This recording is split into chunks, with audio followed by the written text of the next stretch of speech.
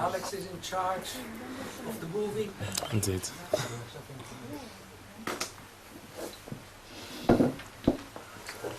Welcome everybody, despite Bush. It's a great pleasure to have here Meir Villegas Henriquez, who has this year for the first time done the CD report on Dutch anti-Semitic incidents. I must say the CD report, in my personal opinion, is by far the best report there is on a single country in Europe on anti-Semitic incidents. It's a very, very good report. It doesn't cover all the anti-Semitic incidents because what happens on the web is being done by Magenta, and anti-Israelism is not included in anti-Semitism, but they have very, very good definitions. These are excellent detailed reports. I understand there will be a short English translation published soon, and I'm very, very glad that really the expert on Dutch anti-Semitism is with us, and I said this is perhaps I have to tell something else. Anti-Semitism rose 64% in the Netherlands last year, at least. Incidents rose 64%. Violent incidents, fortunately enough, decreased. The unpleasant thing besides that is that the major papers did not give much attention to it, and in fact,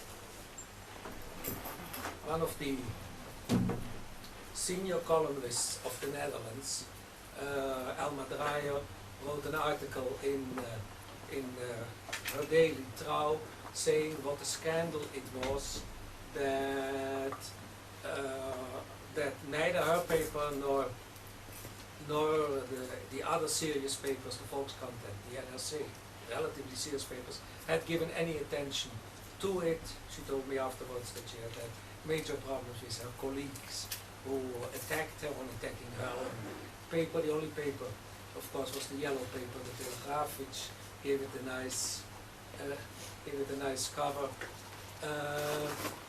And that is an indication that really, if they had had those data on the Muslims, they would have given it much more publicity on attacks against Muslims. And we have to realize that attacks on Jews in the Netherlands, anti-Semitic attacks, are perhaps bigger than attacks on Muslims, even though there are 30 times as many Muslims in the Netherlands. And on the web, the two are more or less in equilibrium. Okay, I won't talk any longer, Meir. Thank you. Because you've been taking some notes of my presentation, but it's good to repeat the most important issues, I guess. So, first of all, my name is Meir Villegas from the Netherlands. Last year, February, I started to work at CD as a researcher in anti-Semitism. Before that, I didn't have the foggiest clue of the amount and of anti-Semitism going on in the Dutch society. I was surprised by all the hate coming from the right wing, the left wing, from Christians, from Muslims, from all directions. So it was shocking and very interesting to me. Unfortunately, to meet other people who are interested in this phenomenon, like Mr. Hesterfeld, so it's with a pleasure working together on this interesting field.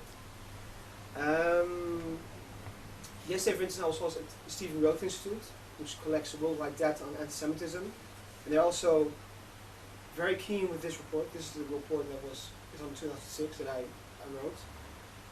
Since it is it doesn't only have statistics, it really describes every incident in depth, which also means it's a lot of work for me, because I have to call people, I have to check names, numbers, incidents, newspapers, was it reported or not. So it's a very, it needs a lot of work. So I'm glad that it's being acknowledged also here in Hesterfeld. So it's and by the Stephen Roth Institute. So that's kind of a reward for all the anti-Semitism work on anti-Semitism going on in the Netherlands. It's true. It's one of the things that surprised me not only the amount of anti-Semitism and the amount of work I had to put in this report, also the how to say the lack of interest by the media surprised me. I mean, it was a 64% increase in anti-Semitism. I would consider something big, but unfortunately, the tree in front of the Anne Frank house covered much more, got much more media attention than my report. So it's more interesting, like what happened with the tree in front of the Anne Frank house than with Jews actually living now in the Netherlands. Very interesting. I will start with my presentation. I made some slides with help of Jennifer, so I'll thank her afterwards again. Anti-Semitism in the Netherlands, as you can see, it covers 2006 until the 5th of May 2007. Well, that's a bit odd. Usually reports cover one calendar year only. At CD we choose to let it run until the 5th of May because in the Dutch side, in the Netherlands, it's an important date because on this day we commemorate all the people that perished in the Second World War. So it's a symbolic date. I also heard yesterday in the Stephen Roth Institute that they released their report on worldwide anti-Semitism and Yom HaShoah. So we both pick like a symbolic date to publish the report. First of all, CD. I mean, most of the people here know what CD is, of course. Nevertheless, I'll tell again. CD is the Center of Information and Documentation on Israel. It's located in The Hague. There are many things that we do, but we could like mention three major points. One is providing information on Israel to the Dutch media, politicians, and the general public. Media, teachers, they call us, have questions about international law, about the weather, about little things going on in Israel, big things going on in Israel, etc., etc. They always call Syria to ask what do you think of it, because we continue to be the expertise center on Israel and the Netherlands. Second, fighting anti-Semitism, racism, and all other forms of intolerance. Well, that's actually the field that I'm covering within CD. So we not only try to write this report and help all the people that are calling us with their complaints on instances of anti-Semitism, we also try to work together with all the other anti-discrimination bureaus in the Netherlands that are fighting and reporting anti-Semitism, racism, and all other forms of intolerance. Of course, we're the experts on anti-Semitism. Jews and non-Jews know to find us whenever they find anti-Semitism. If there are other forms of racism, they usually go to a local organization. Okay? And the final thing is building bridges in an increasing diverse society. And that's a very correct expression, politically correct expression, but it's actually something else that CD really is trying to do. We really try to work together with other organizations to multiply our effect in society. Yeah, so we're not fighting. So we're trying to go into dialogue with different groups. We try to work together in projects. That's really makes an impact in the media, in society, and on the Jewish and non-Jewish community in the Netherlands. Manfred Gesselveld already said something about figures. Before I start mentioning some of the numbers, some of the figures we have, it's important to know that how we count, because there are many different ways of counting incidents. First of all, the same pamphlet, or email, or fax, or letter, sent to multiple addresses is counted as a single incident. In a legal sense, every email sent to one person to 2, 3, 4, or 5 Jewish organizations, each time it's legally considered as an act of discrimination. But we only count it one time. Why? Because we don't want to inflate our report. We want to be as serious as possible. We want to be taken as serious as possible by the Dutch society. And if you would have a couple of anti-Semites who love spending their evenings sending anti-Semitic emails to all Jewish organizations in the Netherlands, which you have certain individuals who do this, they would completely inflate the year reports. So that's why we really are very, very keen or very strict on how many times do we count this email from this person. In other organizations, sometimes it counted several times, but we are very strict in this. Second, incidents of which the offensive nature relates only to Israel are not included. So if people are being very severe in their criticism in Israel, we won't call it anti-Semitism. And of course we know that the border between anti-Semitism and Israel critique on Israel it's a very narrow, troubled border. So we try to be as clear as possible in making the border between these two fields, these two areas. Okay, so of course sometimes there are critiques in Israel and we say, okay, this is anti-Semitism because they're referring to Nazis, they're using curse names. Then it's very obvious for us, okay, this is anti-Semitism. If they're just being very, very abusive to Israel or the Israeli flag, whatever, without expressing something with curses or with negative stereotypes which are characteristic of anti-Semitism, we won't count it. So also in this respect, we're very strict and try to not to inflate the report. The third point, anti-Semitic expressions on the internet are not included. As already mentioned, there's one organization in the Netherlands really focuses on discrimination on the internet. So whenever we find anti-Semitism on the internet, or if we're being briefed on something anti-Semitic on the internet, of course we check it ourselves, we look into it, but usually we transfer it to our colleagues who are specialized in dealing with anti-Semitism or discrimination, anti-Semitism, racism on the internet. Sometimes we think it's so offensive, or it's been repeating itself a couple of times, then we take actions. Sometimes we do it together.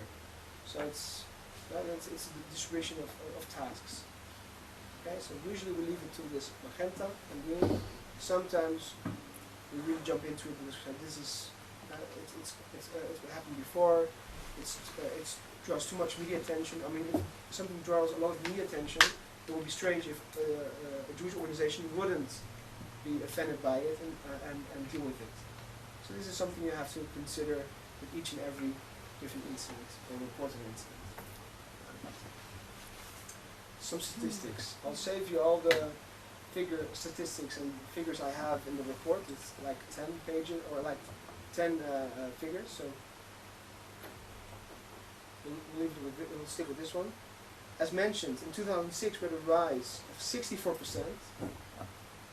You can see that in 2006 we had 261 reported cases. Be careful, these are only the cases that are reported. Many Jews and non-Jews don't report experiences of incidents of anti-Semitism. They think it doesn't matter. They think it won't help. They think it's too much trouble. I know many Jews, especially the Jews we can recognize on the streets, who don't even bother anymore to call us or email us to let us know about what happened to them.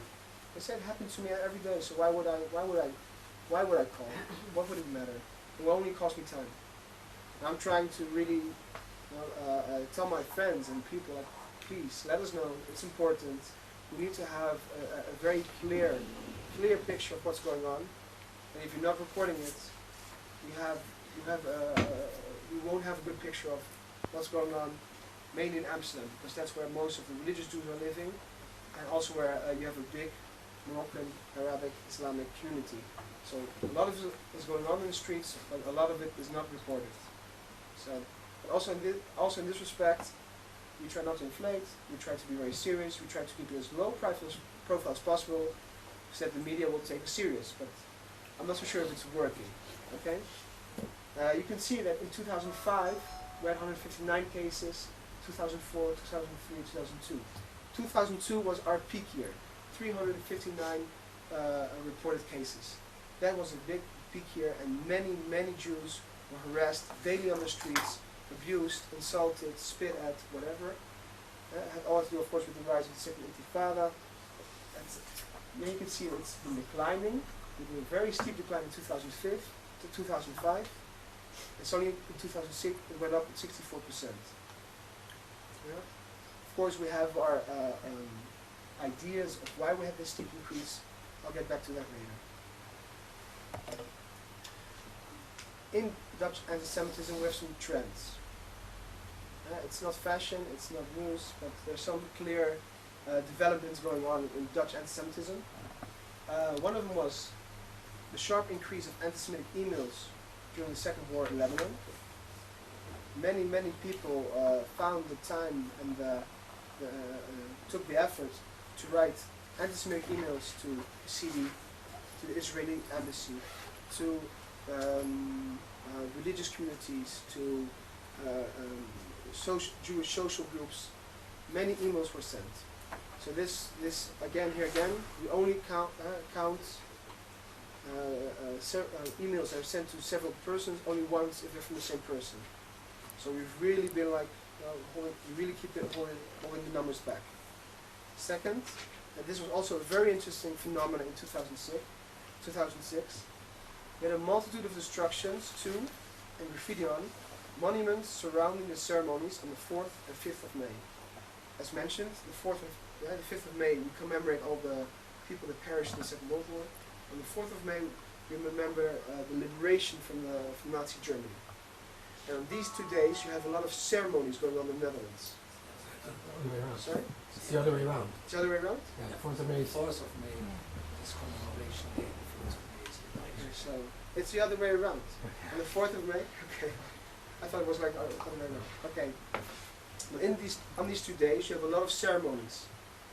A lot of media coverage, a lot of people pay attention to this. And there were a lot of disturbances in the past, and you can see in 2006 that a lot of monuments of commemorate Jewish people, Jews being taken away to concentration camps.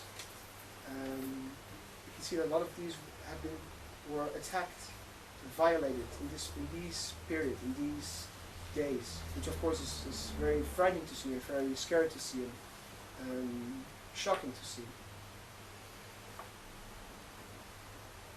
We also have some positive notes. Despite the general rise in reported anti-Semitic incidents, we also had some categories where we could see a decrease.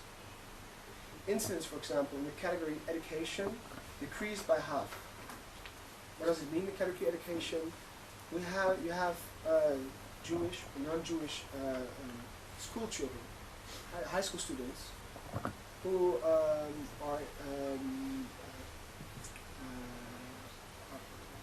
abused or attacked by other students, who hear anti-Semitic remarks by teachers, who experience fierce opposition if they want to live to some Jewish religious standards. These kind of incidents are reported at CD. Every time we have to see what can we do? Do we have to talk with the teachers? Do we have to talk with the parents? Or in which order? What can we do? But you can see that these incidents decrease, which is of course a positive note. Second, incidents in the category physical violence decreased as well, which means we had less people really attacked, beaten, punched, or hit, or thrown stones at the streets. Third, incidents in the category threats with violence decreased as well. So you can see there are some positive notes on the general picture of a rise in anti-Semitism. Nevertheless, if you look at 2006, anti-Semitism rose worldwide. You have the number 406 reported incidents to jump to 590 incidents. That is a number I have from the Stephen Roth Institute. Okay. Second, anti-Semitism rose especially in West Europe, which is interesting. West Europe, a country with a high level of education, with a lot of attention for the Second World War, with a lot of attention for diversity, with a lot of dialogue, with a lot of minorities and rights for minorities. In this area, we see that anti-Semitism has been rising strongest. Not in the States. I saw some numbers from the States. It's nothing compared to what happened in 2006 in West Europe. Second, as mentioned, especially in West Europe. And third of all, also in the Netherlands, anti-Semitism rose sharply. The country of Anne Frank, and the country of the Achterhuis, of Anne Frank tree. Loads of media attention for the tree, for the Anne Frank house, for her diary. Anti-Semitism is rising there, and media didn't cover it as I think they should have. We also collect data from other Dutch organizations. As mentioned, the meldpunt discriminatie internet. That's like the hotline for the welcome. Sorry for the delay. Welcome. They collect all the data, all the incidents of discrimination on the internet. And they listed anti-Semitism in the second largest category in 2005. Right? In 2005 and in 2006. So last year we were surpassed by the Muslim community. So also in this field of who's experiencing the most racism, we're like in a struggle in the Netherlands. But as mentioned, the Jewish community or the Muslim community are very different in nature. First of all, the size. I think the Jewish population is like 3%, I think. 0.3% of the Dutch population. Well, depends on how you count. If you Of call course. so-called father Jews, then you get to 40,000, Yeah. which is to 0.25%. If you count halachic Jews, you get to 30,000, which is 0.2. 0.2%. So 0.2% of the population is competing with almost, I would say, 10% of the population. No, like Depending. also how it counts. Look, we count, like the Dutch count 1 million Muslims. Yeah. The Muslims themselves, because you have secular Muslims who do not define themselves Yeah. anymore. People who define themselves as Muslims are 850,000, which gets you between 5.5%. Yeah. Exactly. There are problems in in counting in both communities. Let's say 0.2% is competing with 5.6%, which of course is nonsense if you look at the statistics. It's absurd. And also, Jews are far less recognizable as such Exactly.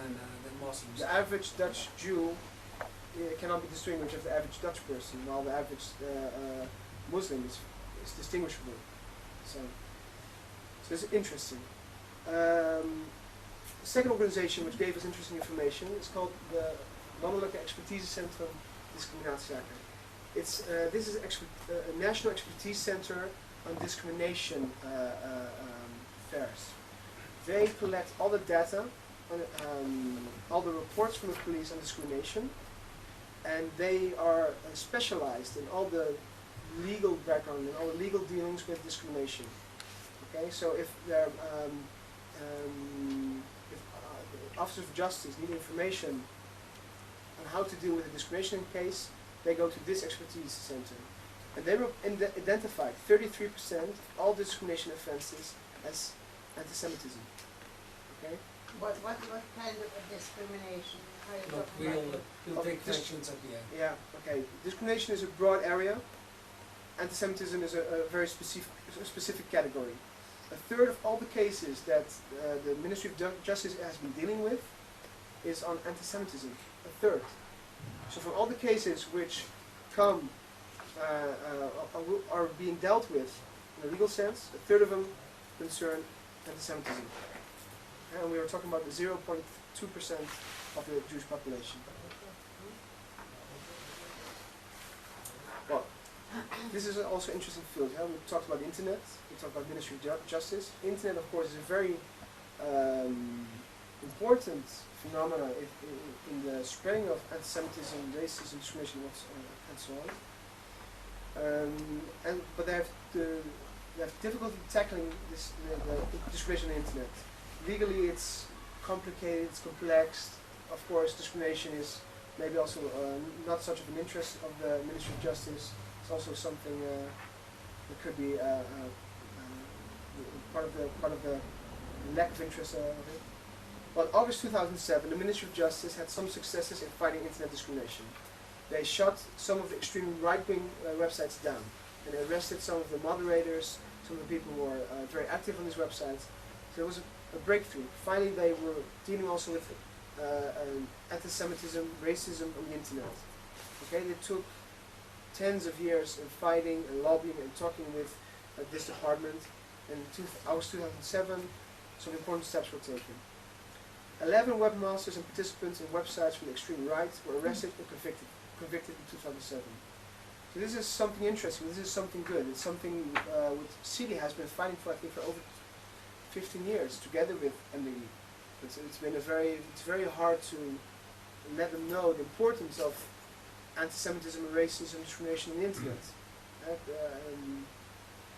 But nevertheless, also CD fought the Ministry for Justice for years over its refusal to prosecute in 2 cases. We had 2 important cases which got a lot of media attention by of anti-Semitic songs being spread over the internet by a group of Muslim, Arab, Turkish youngsters. Got a lot of media attention. Everybody knew about these anti-Semitic songs, and the ministry just didn't want to prosecute them. They got excuses here, excuses there, a letter here, a letter there. It took us many years. In August 2007, the Court of Appeal ruled that the Ministry of Justice should have prosecuted and was still required to do so. CD is still awaiting the results of these rulings. So, of course, we're happy to see that in August 2007 something happened against these extreme right-wing groups who are operating on the internet, but we're still waiting to see what happened to these 2 groups of youth who've been spreading anti-Semitic songs on the internet. And where even the Court of Appeal says the Ministry of Justice should have done something about it and should do it. We're still waiting for this. So it's a hard, long battle, and well, we hope to have better news next year, or not, because some of the websites, of course, being supported from here thrive on bad news. So we'll see how it will develop. Okay, we have. Anti-Semitism can also be seen in a broader perspective in the Netherlands. Because in Dutch society we see that there's a growing intolerance. We see that, of course, Muslims are being very negatively viewed by the general public in the Netherlands. We have also a politician now that has a completely anti-Islam agenda, which is gaining more and more support. It's interesting. Yeah? Also, gays have been under fire the last summer. And as the report mentions, also Jews have been suffering of intolerance. But there are big differences between these groups, because Muslims encounter as a minority problems with Dutch society in general. It's like all the groups who are showing problems with the Islamic community. Okay, but Jews or homosexuals are discriminated primarily by Islamic minorities. So it's a very, very awkward balance here. And many are moved to safer places like Berlin and Barcelona. I mean, Amsterdam, of course, had a certain kind of reputation, but you can see that in this Amsterdam, we have a Jewish population and a much bigger Islamic population. The gays are moving out. They don't feel safe anymore. They feel threatened, and have been some severe incidents of violence in the last summer. Well, and Jews, well, they face extreme left-wing and right-wing anti-Semites, as well as Christian and Islamic anti-Semites. So our field is much more interesting. I mean, we don't only have to deal with violence from Muslims on the streets. Now we have some more angles. It's much more problematic, but also much more interesting.